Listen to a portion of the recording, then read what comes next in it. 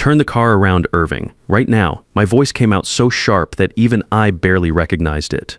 1 second, I was staring through the windshield at the long country road leading to my son's house for our family reunion. And the next, every alarm bell in my head started going off at once.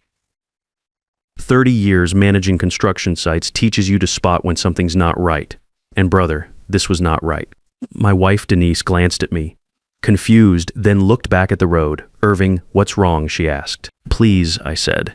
Then louder, turn around now. She'd been married to me for 35 years, long enough to know when I was just worried and when I was dead serious. She didn't argue. She gripped the steering wheel, checked the mirrors, and made a quick U-turn onto the narrow shoulder. Gravel crunched under our tires as our Honda pointed away from the reunion, away from the house where our son Maurice had promised barbecue, games for the grandkids, and one big happy family day. But I knew better now, because just seconds earlier I'd seen something that made my blood run cold.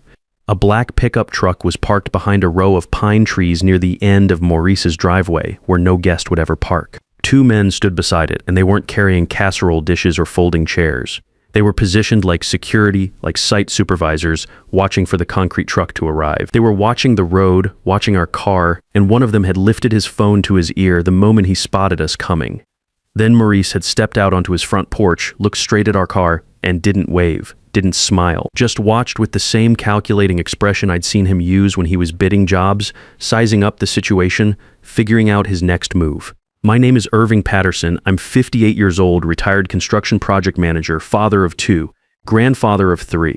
Until that afternoon, I thought I knew what family trouble looked like. I had no idea my own son was capable of something that would make me fear for our safety. As Denise drove us away from Maurice's neighborhood, I kept checking the side mirror.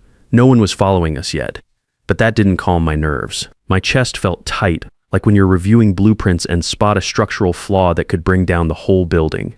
Don't stop anywhere near here, I told her. Just drive. She nodded. Okay, that's the kind of woman Denise is. Steady, practical, the sort of wife who doesn't need every answer right away when things get serious. We drove in silence for about 10 minutes before she pulled into a truck stop with a convenience store and a small restaurant attached. A few people were getting gas. An older woman was walking her dog near the picnic tables. Safe enough, I figured. Safe enough for a moment. Denise parked near the building and turned off the engine. Then she looked straight at me. Tell me everything. I opened my mouth, but for a second, no words came out. I reached for my water bottle, took a sip, and tried to organize my thoughts like I would on any job site when something went sideways. I saw Maurice, I said. She frowned. Well, of course you did. We were going to his house. No, I said. I saw his face that made her go still. There are some things you only understand after building a life with someone. A stranger wouldn't know what I meant, but Denise did. She knew I was talking about the look in our son's eyes. Maurice had my dark hair and Denise's quick smile. As a kid, he'd been sharp as a tack, always asking how things worked, always wanting to help me with projects around the house. When he was 12, he used to hand me tools while I fixed the deck, chattering about wanting to build houses when he grew up. When he turned 22, he started his own small construction company with $15,000 he'd saved and a loan I co-signed for another $25,000. I was proud as hell. Gave him advice, helped him land his first few contracts through my industry connections, taught him everything I knew about reading people and managing jobs. For 8 years, things went well. Maurice was good with clients, honest with subcontractors, careful with his books. He paid back the loan early, bought a nice house, married Veronica, started having kids. When he turned 30, things started going sideways. He got impatient, started taking on jobs that were too big for his crew, borrowed money to expand too fast. By 32, he was leveraged to the hilt. By 34, he was missing payments, losing contracts, making excuses I'd heard from failed contractors my whole career. But even through all that, I could usually still see the good kid underneath when we talked. Not today. When he stepped onto that porch and looked at our car, his expression was flat, calculating like he was watching a job site and waiting for the right moment to move equipment into position. Denise leaned back slowly. What else did you see? The truck.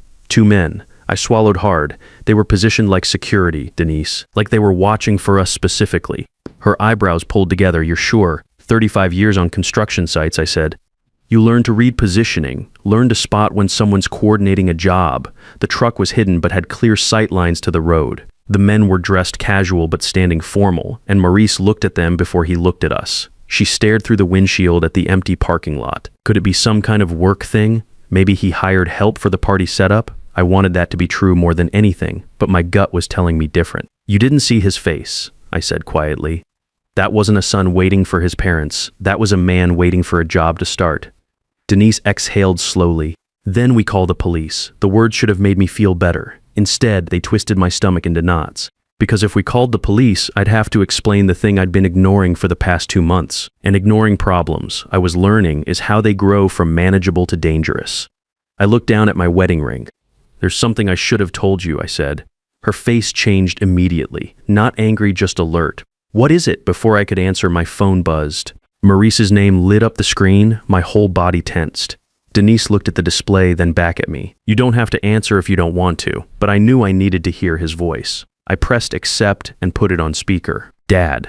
Maurice's voice came out warm, relaxed, almost cheerful. Too cheerful. Where are you guys? Everyone's here waiting. Everyone. That word sent ice through my veins because I was no longer sure who everyone really meant. We had to stop for gas, I said, keeping my voice steady. There was a tiny pause. Tiny, but I caught it. That's weird, he said with a small laugh. Denise filled up this morning before you left. Denise's eyes snapped to mine. Neither of us had mentioned stopping for gas to him. Dad, Maurice said again, you sound tense. Everything okay? I looked at the convenience store window, at my own reflection looking older and more worried than I felt comfortable with. Suddenly, I remembered another phone call, late at night 2 months ago. Maurice talking fast about cash flow problems and pressure from investors and needing to do something big to fix everything. At the time, I'd told myself it was just business stress. Every contractor goes through rough patches. The recession had hit construction hard, and plenty of good companies had folded through no fault of their own. I wanted to believe it was normal. Now I realized I'd heard him clearly the first time, and I'd chosen not to listen. Dad, Maurice said again, and now his tone was sharper. We're all waiting. Clarence and the other kids made you that welcome banner. Clarence, my 14-year-old grandson, Maurice's oldest boy. Sweet kid, always asking about my old construction projects, wanted to be an engineer like his grandpa. The mention of him made my heart clench. We're not coming, I said. The line went dead quiet. Then Maurice's voice came back, different now. Not warm, not casual, careful. Did someone talk to you? My fingers tightened around the phone. Talk to me about what? Another pause. Then the fake cheerfulness returned, but it sounded hollow now, like paint over rust. You're making this weird, Dad. The kids are really excited. Marlene made you that picture you like. Marlene was his 10-year-old daughter, bright as a penny, always drawing me little cartoons of construction equipment and job sites. Maurice knew exactly which heartstrings to pull. Tell the kids we're sorry, I said. Then I ended the call. For a moment, the only sound was the hum of the truck stop sign and the distant rumble of an 18-wheeler pulling off the highway. Denise turned toward me. Irving, what the hell is going on? I closed my eyes and finally told her about the call 2 months earlier. Maurice had come to our house alone, no wife Veronica, no kids. He'd looked stressed, kept checking his phone, barely touched the coffee Denise made him. Then he'd told me his construction business was in serious trouble. Not just cash flow, but real debt, $180,000 in the hole, he said. Equipment loans, material costs, payroll he couldn't meet. Some of it from banks, some from private lenders who didn't wait politely for payment. He'd asked if our house was paid off. Asked about the value. I'd told him we'd had it appraised at $320,000 last year for insurance purposes. Then he'd asked if I still kept our property papers in the home safe. I'd laughed and asked why he needed to know that. He'd laughed too, but it didn't reach his eyes. Said he was just curious about how I organized important documents, maybe wanted to set up something similar. Then he'd asked about our retirement accounts, about the lake property my father had left me, worth maybe $80,000 if we ever sold it, about whether everything was in both my name and Denise's, or if I had sole ownership of anything. At the time, I'd chalked it up to his son getting interested in family financial planning, maybe thinking about inheritance, estate planning, that kind of thing. Seemed responsible, actually. Now sitting in that truck stop parking lot, every piece clicked into place like a blueprint finally making sense. The sudden reunion invitation after months of barely talking. The way Maurice had insisted we come early before the rest of the family. The way Veronica had texted 3 times to make sure we brought the folder with old family records, claiming the kids wanted them for some school project about family history. The hidden truck, the waiting men, my son's face. I looked at Denise and said the words I'd been too ashamed to say before. I think Maurice wanted more than a reunion. I think he wanted us alone so he could pressure us into signing something. Property transfer papers, loan collateral agreements, something to get him access to our assets. And I think those men were there to make sure we cooperated if we refused. Denise stared at me, stunned. Before she could respond, my phone buzzed again. This time, it was a text from Veronica. "Stop making this harder than it needs to be.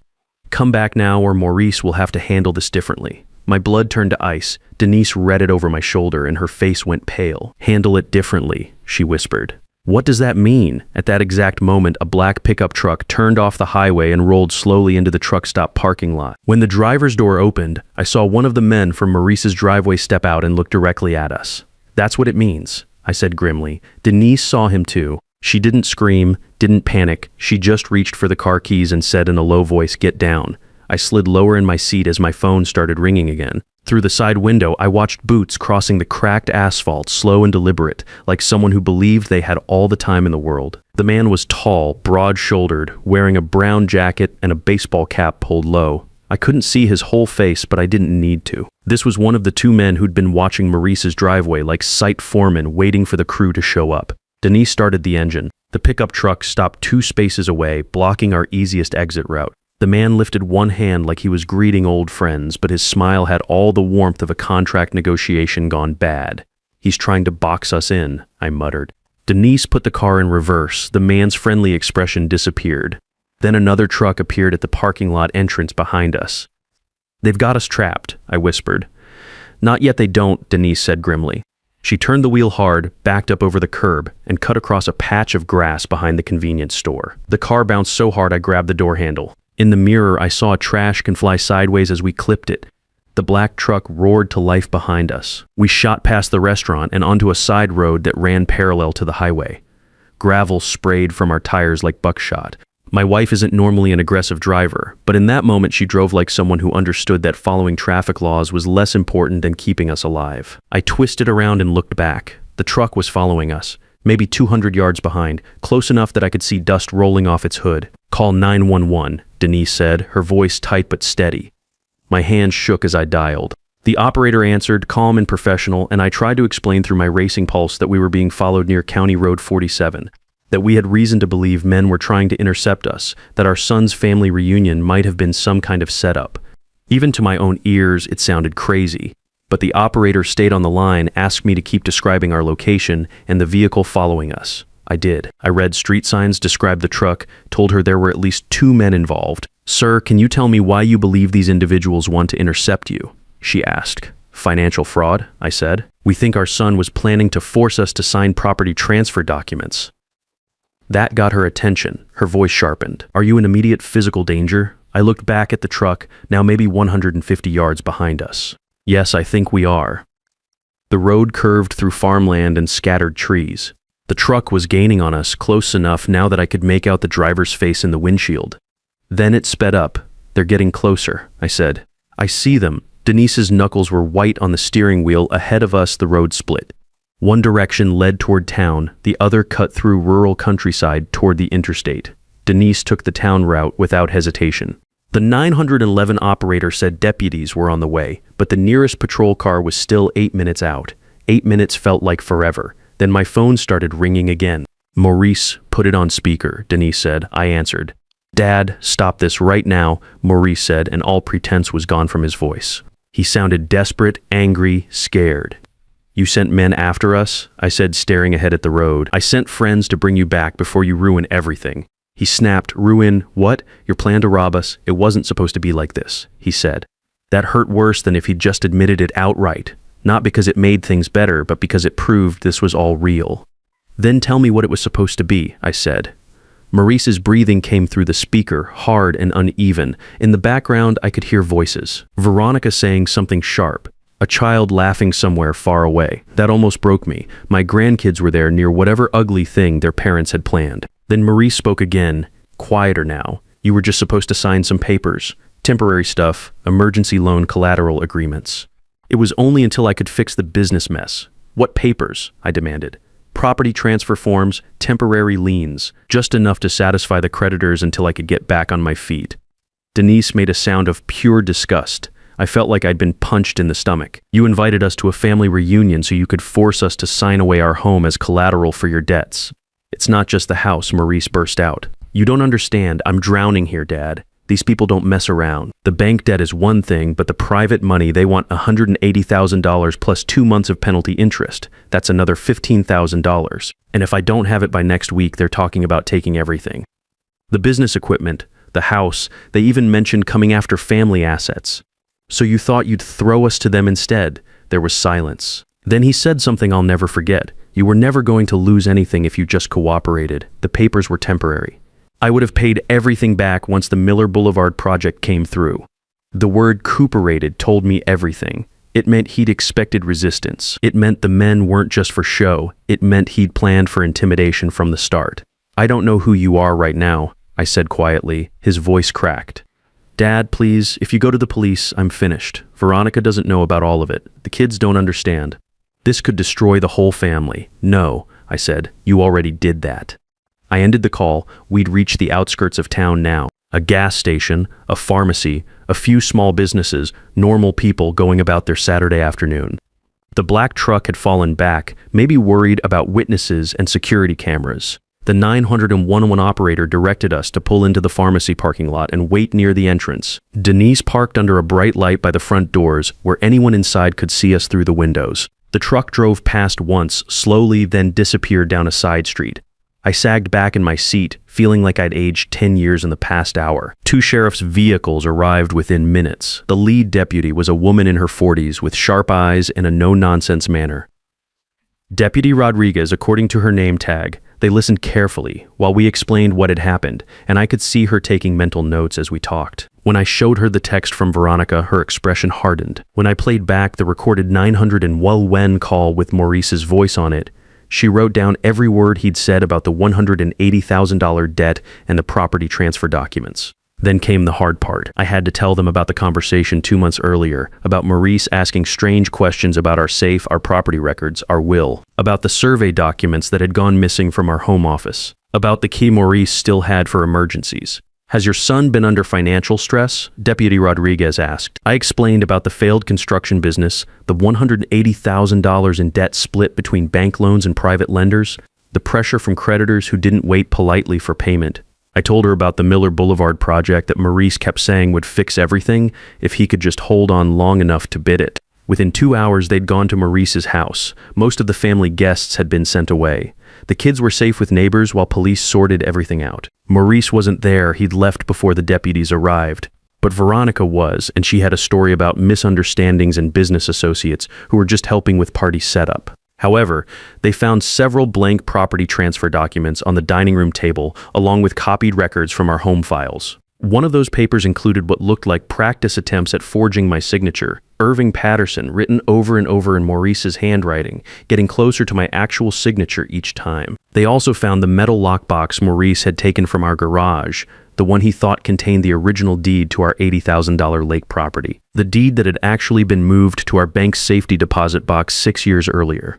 But even with the real deed secure, Maurice had still tried to steal from us, still forged my name, still set up what amounted to an ambush with hired intimidation. Deputy Rodriguez called us that evening with updates. Maurice had been found at the old lake cabin, arrested without incident. Veronica was being charged as well. The business associates were being investigated for their role in the scheme. My grandson Clarence was the one who broke my heart, though. When Family Services interviewed him, he said he'd heard his parents arguing after we drove away. Maurice throwing things, Veronica screaming that he'd ruined everything by letting us get too close to the hidden truck. One of the men shouting that time was up and someone else would collect what was owed if Maurice couldn't deliver. That someone else, we never did find out who was really behind the private loans that started all this. The legal process took months. Maurice eventually pled guilty to attempted fraud, forgery, and conspiracy. He got 18 months in county jail, which felt both too little and too much. Too little for what he'd tried to do to us. Too much for the grandson who'd once helped me build birdhouses in our backyard. Veronica got 6 months and 200 hours of community service. The business associates got their own separate charges for intimidation and conspiracy. The kids came to live with us temporarily while everything got sorted out. Clarence, who's 14 and smart enough to understand more than we'd like, asked me one evening why his dad had done it. I told him what I wished someone had told me years earlier. That desperation makes people do things they never thought they'd do, but it doesn't make those things right. And that sometimes the people who love you have to choose truth over protection. We changed all our locks, moved more documents to the bank. Set up new security systems, but the biggest change was in how our family works now. No more lending money without contracts. No more access just in case. No more ignoring warning signs to keep dinner conversation pleasant. A year later, we held a real family reunion. Not at Maurice's old place, obviously, but at our daughter Brenda's house. Simple backyard barbecue, kids running around, normal family chaos. Clarence grilled burgers beside me. He's gotten tall this past year and serious in a way that breaks my heart. But he smiled when little Rodney tried to flip a burger and nearly launched it into the grass. This feels different, Clarence said to me while we watched the family. Better different, I agreed. Maurice wrote me a letter from county jail before his release, not asking me to save him. That was new. Not blaming Veronica or circumstances or bad luck. That was new too. He wrote that he finally understood that every shortcut he'd taken had been a theft from the future, his own and everyone else's. He wrote that seeing Clarence cry at the police station had broken something in him that should have broken years earlier. I wrote back once. Told him I hoped he'd spend his time inside becoming someone his kids could safely trust again. Told him that being sorry only matters when it grows legs and walks into changed behavior. He's out now, working construction for someone else's company, living in a small apartment, seeing his kids on supervised visits. We don't talk much, but I hear through Brenda that he's doing honest work and paying back what he can. But the kids are doing better. Clarence still lives with us part-time, but he smiles more now, says he likes knowing where everyone stands, even when it's complicated. That's the thing I learned too late, but not too late to pass on. Trust your instincts. When something feels wrong, it usually is. Speak up when you need to, even if it makes things uncomfortable. Silence might keep peace for an hour, but truth can protect a family for years. The day I told Denise to turn the car around, I thought I was just avoiding trouble. I didn't know I was turning our whole family away from one kind of future and toward a harder but cleaner one. I never looked at Maurice the same way again. But because I finally chose truth over silence, I was still there to see my grandchildren grow up in an honest home. And that, I've learned, is worth more than any peace you can buy with looking the other way. Because a family built on truth might be harder to manage, but it's the only kind that can truly protect the people you love when trouble comes knocking. Sometimes the biggest gift you can give your grandchildren isn't money in the bank or property in their name. It's showing them that even when family breaks your heart, you still choose what's right over what's easy.